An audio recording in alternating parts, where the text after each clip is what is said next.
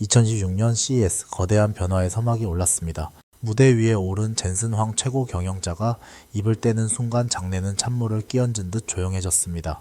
그가 들고 나온 것은 단순한 그래픽 카드가 아니었어요. 세계 최초로 생각하고 추론하는 자율주행 AI 알파마요였습니다. 이게 왜 무서운 거냐고요. 지금까지의 자율주행은 일종의 숙련된 암기왕이었어요. 수조 개의 데이터를 외워서 이런 상황에선 핸들을 꺾어라 라고 입력된 대로만 움직였죠. 하지만 알파마요는 다릅니다. 얘는 상황의 맥락을 이해하기 시작했어요. 젠슨 황은 선언했습니다. 이제 알고리즘이 화면 속 숫자로만 존재하는 시대는 끝났다고요. 물리적 세계를 직접 이해하고 판단하고 행동하는 이른바 피지컬 AI 시대가 열린 겁니다. 이건 테슬라가 그토록 자랑하던 FSD의 근간을 뿌리째 흔들 수 있는 엄청난 사건이에요. 에이, 자율주행이 거기서 거기지라고 생각하실 수도 있어요. 하지만 제가 오늘 이 영상에서 풀어드릴 이야기들을 듣고 나면 생각이 완전히 바뀌실 겁니다. 단순히 차가 혼자 가는 문제가 아니거든요. 우리 집 앞 도로, 우리가 일하는 공장, 심지어 우리가 사는 도시 전체의 작동 방식이 단 한 기업, 엔비디아의 손에 넘어가느냐 마느냐 하는 역사적인 변곡점에 서 있기 때문입니다. 오늘 이 긴 여정을 통해 저는 여러분께 엔비디아가 설계한 이 거대한 제국의 설계도를 아주 현미경으로 들여다보듯 낱낱이 파헤쳐 드릴 거예요. 완벽한 안전이 과연 가능한가라는 본질적인 질문부터 젠슨 황이 왜 자동차를 넘어 전 세계 공장을 통째로 먹으려 하는지 그 검은 야망까지 말이죠. 자, 여러분 안전벨트 꽉 매세요. 이제껏 본 적 없는 AI 전쟁의 한복판으로 지금 바로 들어갑니다. 본격적으로 엔비디아가 내놓은 이 알파마요라는 녀석의 정체를 아주 현미경으로 들여다보듯 파헤쳐 볼게요. 여러분, 자율주행하면 가장 먼저 뭐가 떠오르세요? 아마 테슬라의 FSD나 구글의 웨이모 같은 서비스들이 떠오르실 거예요. 그런데 젠슨 황은 왜 굳이 알파마요라는 새로운 이름을 들고 나와서 전 세계를 도발했을까요? 그 핵심 키워드는 바로 인식을 넘어선 추론에 있습니다. 이걸 아주 쉽게 비유해 볼게요. 기존의 자율주행 시스템이 정답지만 달달 오은 수험생이라면 알파마요는 문제의 원리를 이해해서 응용할 줄 아는 천재라고 보시면 돼요. 기존 시스템, 그러니까 테슬라의 FSD를 포함한 대부분의 방식은 인식과 반응의 구조예요. 카메라라는 눈으로 도로를 봅니다. 앞에 빨간불이네. 옆에 차가 끼어드네. 이렇게 데이터를 모으죠. 그리고 미리 학습된 수백만 개의 규칙에 따라 핸들을 꺾거나 브레이크를 밟아요. 이건 일종의 조건 반사에 가깝습니다. 하지만 알파마요는 여기에 추론이라는 뇌를 하나 더 얹었어요. 단순히 빨간불이다 라고 인식하는 게 아니라 지금 왜 빨간불이지? 저기 앞에 사고가 났나? 아니면 도로 통제 중인가? 라는 맥락을 스스로 따지기 시작한 거예요. 이게 바로 젠슨 황이 강조하는 피지컬 AI의 정체입니다. 화면 속 글자나 그림만 만지는 게 아니라 실제 물리적인 도로 상황의 이유를 파악한다는 거죠. 여기서 여러분은 이런 질문을 하실 수 있어요. 작가님, 테슬라도 AI로 운전하는 거잖아요. 걔들도 충분히 똑똑한 거 아닌가요? 네, 맞아요. 테슬라의 FSD 버전, 12 이후 버전은 정말 대단하죠. 엔드-투-엔드 방식으로 인간의 운전을 그대로 복제하니까요. 하지만 근본적인 한계가 하나 있습니다. 바로 설명 가능성과 예외 상황 대응력이에요. 기존 AI는 왜 그렇게 운전했어? 라고 물으면 대답을 못해요. 그냥 데이터가 그렇게 가르쳤으니까요 라고 할 뿐이죠. 하지만 알파마요 같은 추론형 AI는 다릅니다. 이 녀석은 거대 언어 모델인 LLM의 사고방식을 자율주행에 이식했거든요. 그래서 복잡한 상황이 닥쳤을 때 스스로 논리적인 단계를 거쳐 판단을 내립니다. 사람들이 흔히 하는 착각 중 하나가 데이터만 많으면 자율주행은 완성된다는 거예요. 하지만 도로 위에는 데이터로 다 담을 수 없는 무한한 변수가 존재하거든요. 엔비디아는 바로 그 데이터가 없는 구간을 AI의 지능으로 메꾸겠다는 전략을 선택한 겁니다. CES 2026 발표 현장에서 전 세계 전문가들을 소름 돋게 만들었던 구체적인 사례를 하나 들어볼게요. 바로 모순된 상황에서의 판단력입니다. 비가 추적추적 내리는 밤 교차로에 서 있습니다. 내 차 앞에 신호등은 분명히 빨간불이에요. 원래대로라면 멈춰 있어야 하죠. 그런데 신호등 바로 아래에 경찰관 한 분이 서 계십니다. 그리고 수신호로 빨리 가세요라며 직진을 지시합니다. 자, 기존의 자율주행 시스템은 여기서 멘붕에 빠집니다. 알고리즘 내부에서는 전쟁이 일어나요. 신호등은 빨간색이야, 멈춰야 해 라는 생각과 경찰의 지시를 따라야 한다는 규칙이 충돌하면서 차가 그 자리에서 얼어붙거나 최악의 경우 신호를 무시하고 가다가 사고를 낼 수도 있죠. 하지만 알파마요의 반응은 놀랍습니다. 먼저 신호등의 상태를 파악함과 동시에 경찰관의 존재와 수신호를 맥락으로 읽습니다. 그리고 지금은 신호등 고장이나 특수 상황이라 경찰의 권위가 우선시되는 상황이다 라는 결론을 0.1초 만에 도출합니다. 아주 부드럽게 가속 페달을 밟으며 경찰관에게 가벼운 목례를 하듯 안전하게 교차로를 통과합니다. 이게 바로 기술의 격차입니다. 데이터를 따르는 게 아니라 상황을 이해하는 거죠. 실제로 엔비디아는 벤츠와의 파트너십을 통해 이 기술을 탑재한 신형 CLA 모델을 2026년 1분기 미국 캘리포니아 도로에 정식으로 데뷔시킬 예정이라고 발표했습니다. 이건 더 이상 연구실 속의 시뮬레이션이 아니라 우리 옆 차선에서 일어날 현실이라는 뜻이에요. 자, 그런데 여러분, 이렇게 완벽해 보이는 알파마요에게도 치명적인 약점이 있다는 사실 알고 계셨나요? 젠슨 황이 무대 위에서 화려한 영상으로 우리를 매료시킬 때 저 구석진 곳에서는 엔비디아가 결코 말해주지 않는 자율주행의 어두운 진실이 숨어 있었습니다. 기술이 아무리 화려해도 우리 목숨이 걸린 도로라는 환경은 그리 호락호락하지 않기 때문이에요. 엔비디아도 바보가 아닙니다. AI가 아무리 똑똑해도 100% 믿을 수 없다는 걸 누구보다 잘 알아요. 그래서 그들이 들고 나온 카드가 바로 이중 스택 시스템입니다. 이걸 아주 쉽게 설명해 드릴게요. 여러분의 차 안에 2명의 운전자가 타고 있다고 상상해 보세요. 첫 번째 운전자인 알파마요는 아주 똑똑하고 센스 넘치는 신입 사원입니다. 인간처럼 추론하고 맥락을 짚어내며 유연하게 운전하죠. 두 번째 운전자인 전통적 자율주행은 고집불통이지만 원칙 하나는 끝내주게 지키는 30년 경력의 베테랑 교관입니다. 얘는 복잡한 생각 안 해요. 앞차와 거리가 5m 이내면 브레이크, 차선을 넘으면 경고 같은 수만 번 검증된 안전규칙만 따집니다. 평소에는 똑똑한 알파마요가 운전대를 잡습니다. 부드럽게 코너를 돌고 상황에 맞춰 속도를 조절하죠. 하지만 알파마요가 아주 조금이라도 이건 뭐지? 어떻게 해야 하지? 라고 망설이는 0.001초의 틈이 생기면 즉시 옆에 있던 깐깐한 교관이 운전대를 뺏어버립니다. 비켜! 일단 멈춰! 하고 안전을 확보하는 거예요. 정말 완벽해 보이죠? 하지만 여기서 여러분의 환상을 조금 깨뜨려야 할 것 같습니다. 많은 분이 AI는 사람처럼 졸지도 않고 음주운전도 안 하니까 완벽하게 안전한 거 아냐 라고 생각하세요. 하지만 그건 정말 위험한 착각입니다. AI에게는 인간이 가진 치명적인 약점보다 더 무서운 게 있어요.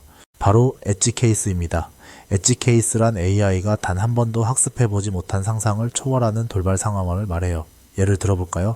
도로 한복판에 커다란 곰인형이 떨어져 있는데 그게 하필이면 사람처럼 생겼다면, 혹은 강한 폭우가 쏟아져서 차선이 아예 안 보이는데 옆 차선차가 비틀거리고 있다면 인간은 위험하네? 하고 직관적으로 대응하지만 AI는 이 상황을 해석하는데 과부하가 걸립니다. 데이터가 없으니까요. 엔비디아가 추론을 강조하는 이유도 이 엣지 케이스를 극복하기 위해서지만 추론 역시 결국은 학습된 논리의 연장선일 뿐입니다.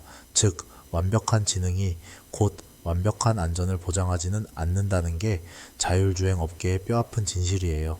이게 얼마나 심각한 문제인지 실제 사건을 통해 재구성해 드릴게요.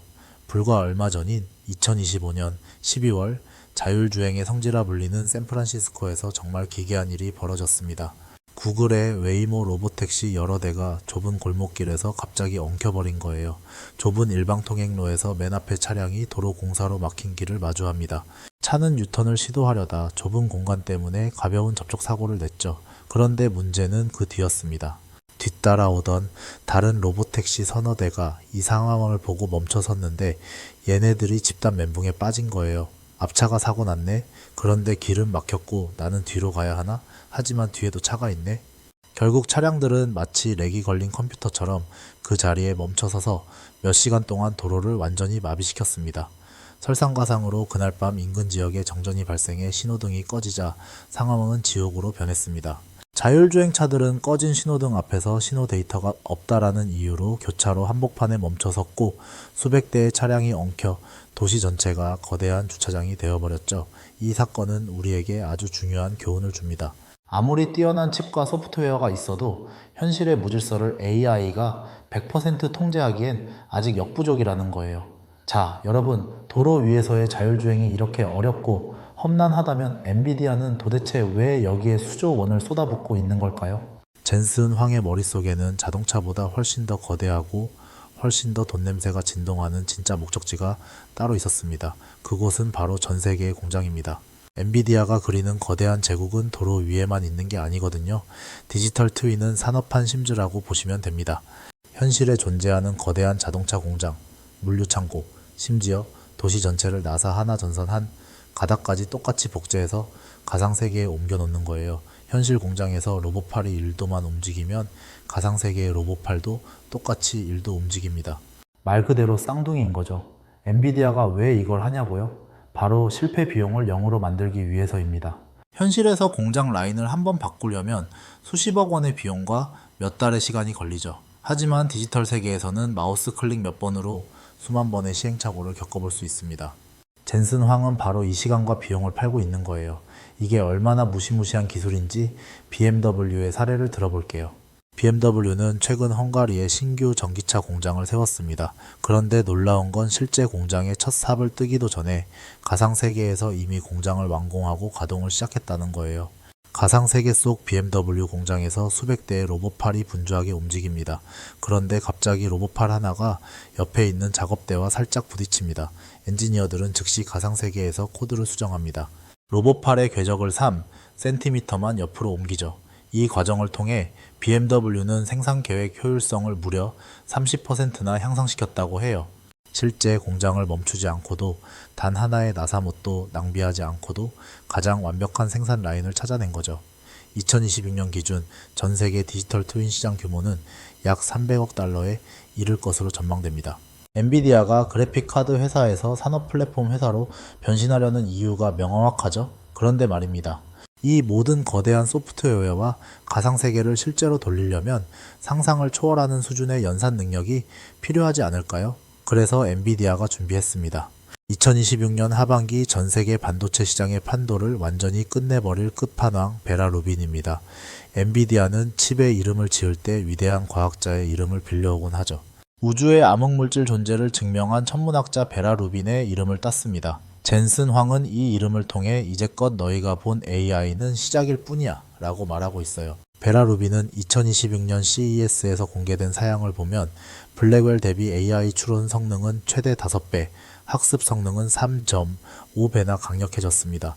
자율주행차가 저거 사람인가? 라고 고민하는 시간을 5분의 1로 줄여준다는 뜻이에요. 엔비디아가 무서운 건 칩을 잘 만들기 때문만이 아닙니다. 그들은 풀스택 통합이라는 거대한 성을 쌓아버렸어요. 성벽인 베라 루빈 칩, 경비병인 쿠다 소프트웨어, 그리고 설계도인 MGX 서버 구조까지 말이죠. 결국 메모리 업체부터 서버 업체까지 모두가 엔비디아의 설계도 안에서 움직일 수밖에 없는 구조를 만든 거예요. 하지만 역사가 증명하듯 독점이 길어지면 반드시 반란군들이 등장하기 마련입니다. AMD와 구글 같은 기업들이 엔비디아의 약점을 파고들고 있어요. AMD는 우리가 만든 칩은 엔비디아만큼 빠르면서도 훨씬 싸고 전기도 덜 먹어 라고 외칩니다. 실제로 2026년 CES에서 공개된 AMD MI400 시리즈는 전력 효율 면에서 베라 루빈보다 유리하다는 데이터를 들고 나왔어요.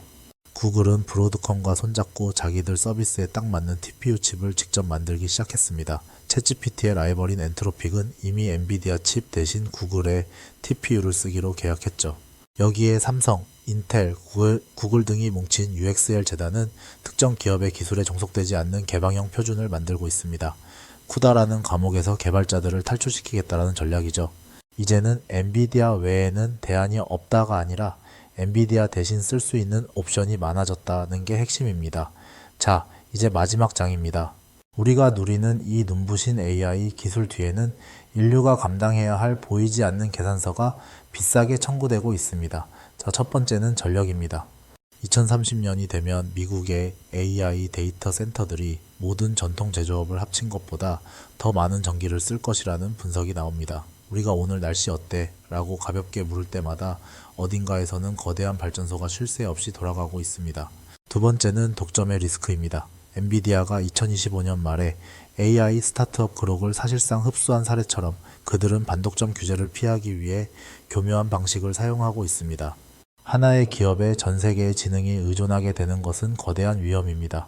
다행히 양자와 같은 알고리즘 효율화 기술이 등장하면서 짐을 가볍게 만들어 큰 트럭이 필요 없게 만드는 전략도 힘을 얻고 있습니다. 오늘 내용을 딱 세 줄로 요약해 드립니다. 첫째, 엔비디아 알파마요는 추론하는 자율주행 시대를 열었다. 둘째, 도로로를 넘어 공장을 복제하는 디지털 트윈이 진짜 먹거리다. 셋째, 전력 소비와 독점 리스크가 커지는 만큼 효율성과 개방형 표준을 쥐는 자가 다음 승자가 될 것이다. 엔비디아는 AI를 현실 세계를 움직이는 운영체제로 만들려 합니다. 우리가 이 파도를 타고 새로운 시대로 나아갈지 아니면 파도에 휩쓸릴지는 우리가 이 기술의 이면을 얼마나 제대로 이해하느냐에 달려 있습니다. 오늘 이 긴 영상이 여러분의 눈을 뜨게 해드렸기를 바랍니다. 내용이 유익하셨다면 구독과 좋아요 부탁드리고요. 저는 지금까지 여러분의 인사이트 파트너였습니다. 시청해주셔서 감사합니다.